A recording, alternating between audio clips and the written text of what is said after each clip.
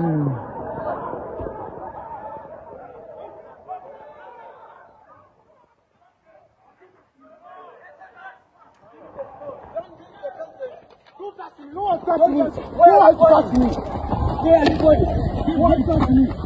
are you holding a camera?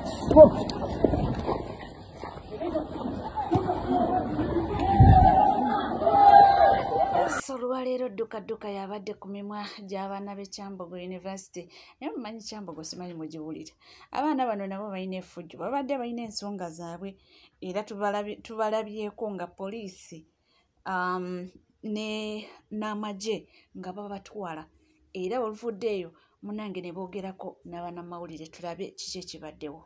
The students' fraternity. Yes. When we reached out the students, yes. They told us what is oppressing them. Yes. They started. Yes. They told us yes. they are not allowed to do exams yes. when they have not completed tuition. Yes. And when I talk to the students, yes. these are many stakeholders. Yes. Without students, yes. that implies yes. there is no Kyambogo University. Yes. So today, yes. we decided yes. to show the injustices yes. that we are facing as a student. Yes. If the management, yes. we mean we wrote today, yes. after waiting today, yes. they need a few yes. to respond yes. to our request. Yes. We gave them a deadline, yes. but they complied yes. with a zero response. Yes. So as a student of Kyambogo University, yes. we decided yes. at least to protest, yes. and we want to assure them, yes. if they don't meet our deadline, yes. we shall affirm today yes. that we shall not do exams, yes. we shall not sit for the examination. Yes. Until our demand is without our demand, no sitting for examination. No such. No such.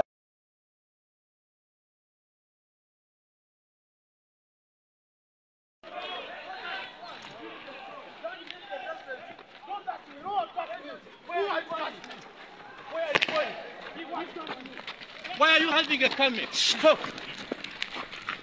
Yes, byebyo kusinziira ku bo bagamba nti si bamativu n'ebigenda mu maaso kubanga tebabakkiriza kubanga batuula exams nga tebamazeeyo tuition.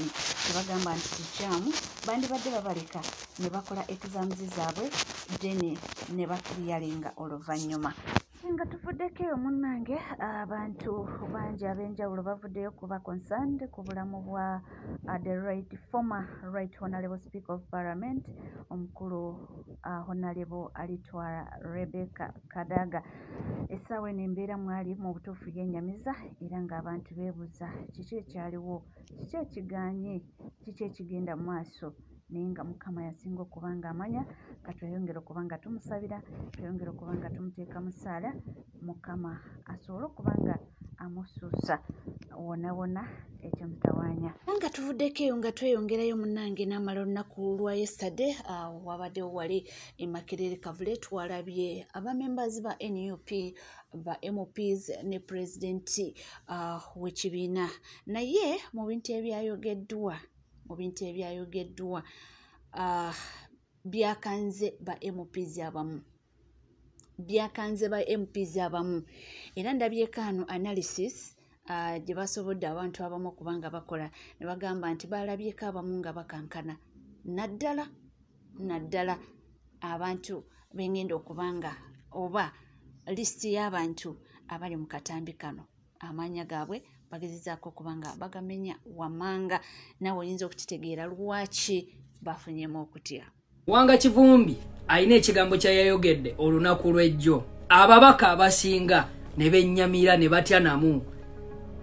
Era Lupu Joel Ssenyonyi mwamulabyeko ng'abagamba bannaaye ababaka tubasome tutandikirewa. Tutandikire eno oba tutandikire. Abantu abamu mubalabye olunaku lw'olwaleero, olunaku lw'ejjo bazze ku kitebe. Naye emyaka 5 balowooza nti tegijja kuggwako. Bo we balowooza. Kati mu kaseera kano nga beetaaga okuddayo mu parliament bakomyewo mu Bannayuganda. Beetaaga ki? Beetaaga kaadi. Mu kaseera Bannayuganda bwe baali babeetaagira mwabalyamu olukwe. Abamu twabalabako nga musaidinze n'omuntu eyali asente z'omuw'omusolo. Kati mu kaseera kano ne mu maaso oba okulinaana Joel Ssenyonyi mutyawo abula era mubeera eri babbali luuyi Dr. Elderman mumulabyeko nga yekweka ne mu mabbali olw'okuba bakimanyi mwana kye baakola nti kibi. Kati mu kaseera kano mwetaaga midiya okubalaba mbu mulina ekibiina Sseggona tetukyabeetaaga. Muwanga Kivumbi ekigambo kyayogedde bannaayi ebitundu byayogedde bye bagenda oteekamu ababaka bitono. Nammwe baba tayogedde nga muli awo nga tubamanyi babagenda bassaako ababaka kuba mwana twabakoowa. Muli bali bankwe basajja mmwe. Sseggona buli kiise yali amuna Uganda olukwe tubamanyi ate ekibiina kibamanyi. Kana akasajja kalabe ka Sseggona kati olwo bwe keereeta mu kamera naye nga munnaye bwe kaabeerawo nga kajegegerera Kyagulanyi ko kaalowooza tetukola ki tetubimanyi. Tubamanyi muzeeyi byonna bye muzanya tukola ki tubalaba. Inze ngenda kwebaza ekibiina kya National Unity Platform kigezi kale n'olwekyo mwenna ababaka abaatulyamu olukwe please tubamanyi bulungi ne mutwesonyiwemu era tuli ready. Ababaka be bagenda obassaako tuli ready okuyimirira emabega w'ababaka abo okusobola okubajjayo mukimanye mwe be bamenye ebitundu bye bamenye nammwe be batamenye tubamanyi okitegeera. So mwalya mu bannayuganda olukwe ne mulowooza nti emyaka 5 tegijja kuggwako. Tutandise okubalaba mutandise okwesembereza ekitebe kya National Unity Platform naye nga mu mwaka mukigenzeemu mirundi mibale. Nga tuvuddeko munnange waliwo omwana muwala avuddeyo n'alangira Zubeda obunanfuusi obutaagaliza omutima omubi. Byamukuba ekikono era agambye nti munnange Zubeda bino byenjogera bw'oba owakana sobola ne kukola live n'enkuwa bwino mu lujjudde lw'abantu. Suku nga bwe twogera ku bantu abatulwanyisizza ku Spark TV omukazi Zubeda saagala mulaba nga asinika ebinnyo ng'oyogera kuba naye yannwanyisa nga ngenda ku Spark TV.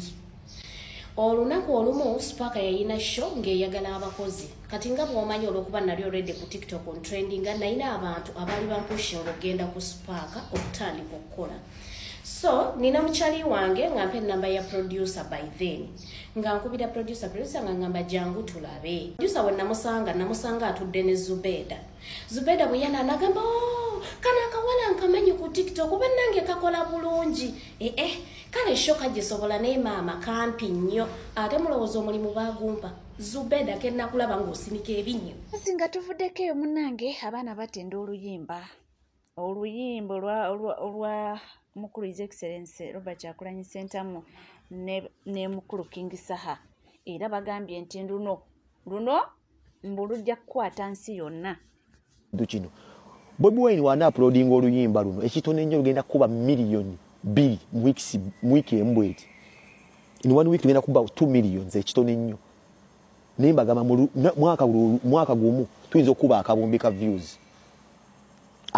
views kuba saha ngambi mwade concept ya video bali togera concept ya video ne mugamba obo tunateka muno ava piece obwala kati obonyirira nangamba no balinda kye bayita bagala kujagaza abantu activist ababeera mu nseze Ghana Tanzania buli activist ena mu nsingo gamba ngane ba vaccine beta gamba na ba Miriam Makeba abazukulu ba JFK Kennedy abazukulu ba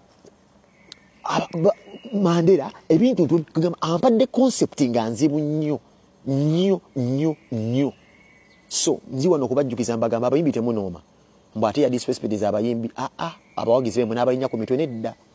Saha right now ali mu kwenjoyinga kubeera royo. Saha right now ali mu kwenjoyinga kubeera standing next to the righteous man, standing next to the generator, standing next to the Messiah, the light, the omniscient.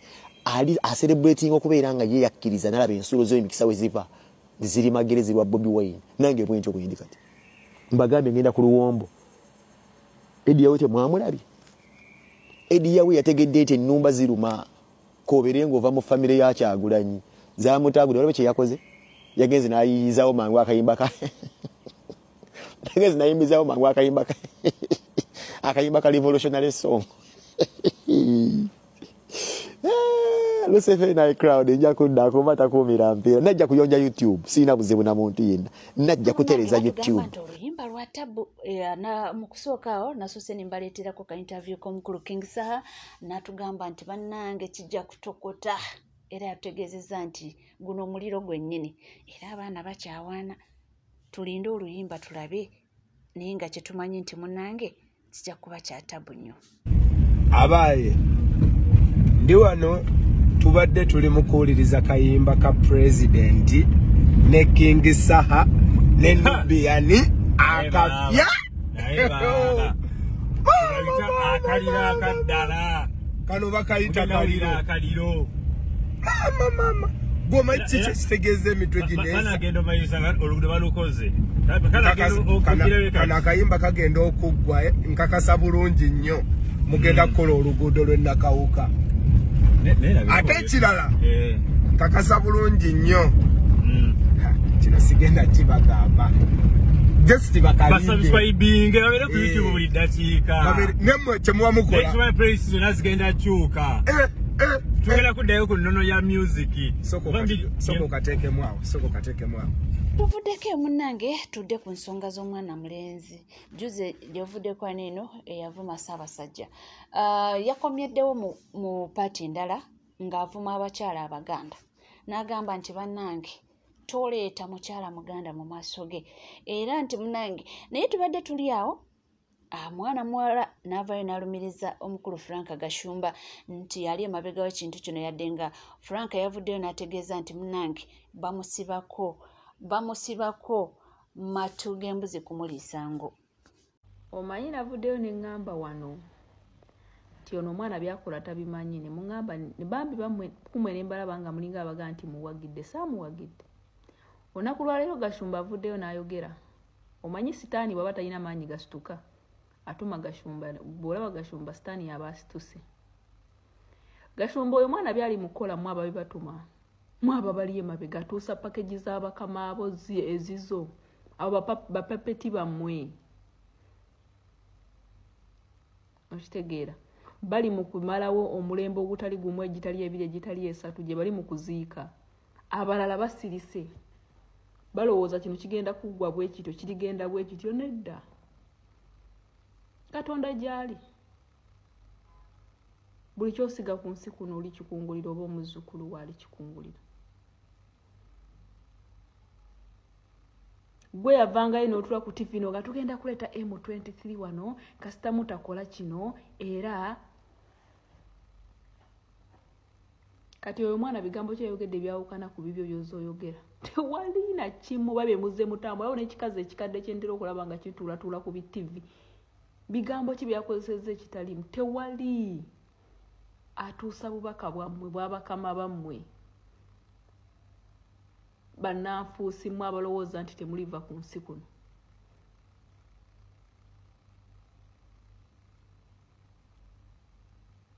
Abalala Banyarwanda baliyo bambi batudde babiraba ne balaba nga bikyamu naye boogererewa. Abalala babagula obwongo balowooza ensi ekoma ku Museveni. Mwe muli eno mwegirisa ng'ekigotte entula ne wallahi Katonda gyali bantu mujja kufa bubi. Gashumba ate olifa bubi ne bakama bo mulifa bubi. Timunange waliwo olutalo olugenda mu maaso wakati wa King Saha ne Bafangoni Forest. Simanyi kikyo oba byatandika bitya. Nasoose okulaba yesterday nga abaana ba Fangoni bakoze obutambi nga bagamba King Saha nti abajjonkera era ne bamuwooninga ne bamugamba munnange mbu guno omuliro gw'okuma togenda gusobola era ne bamugamba nti olutalo lw'otandika tojja mmalako. Tubadde tuli awo ne tulaba Fangoni Father naye avuddeyo ng'awooninga King Saha. Zinga tuvuddeko eyo munnange abantu beeyongedde bannakibiina abawagizi okuwaga nga bagamba nti akalulu ke tugendamu kano ka 2026 gujja kuba muliro era nti buwanguzi bwokka era ne bagamba nti bukyanga President Museveni yeepanka this time around tajja kumalako era nti obuwanguzi buli mu NUP. Abavuna badde bavuganya Museveni okuva yajja mu kinaana. Museveni yabalinga mu maaso. In fact Museveni yalinga abategeerera nga Museveni ajja n'abala ekintu n'agamba ngenda mukola bwenti Besigye ngenda mukola bwenti ekitali ku Kyagulanyi nti wetukirwa lero nti Kyagulanyi ali ahead of Museveni kankuwa ekitandikirwako kyatowozesa na konta opposition iyo naje tulina mu Uganda Museveni yagikuliye kankuwa ekibalo ekitandikirwako Kyagulanyi kyeyakola okuwandiisa ekibiina ekyamazima kyali tekisuubirwa awo gavumenti yagikwata offside. Buli omu abasinga bajjanga bagamba agenda ku abantu independent bikoze bitya naye Kyagulanyi awo n'abakesi ba gavumenti bateekwa babibakira ku mulimu era Museveni yalina kuba goba kuwolo.